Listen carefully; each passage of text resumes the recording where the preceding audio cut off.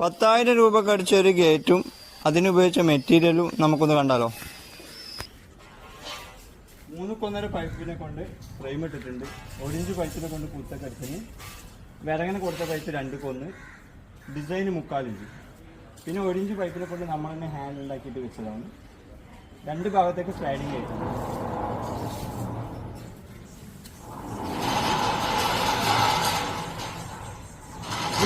ഇത് അടക്കാണ് നമ്മൾ 10,000 രൂപ വാങ്ങിയത്. 2.2 ആംഗിളിലാണ് നമ്മൾ റെയിൽ സെറ്റ് ആക്കിയിട്ടുള്ളത്.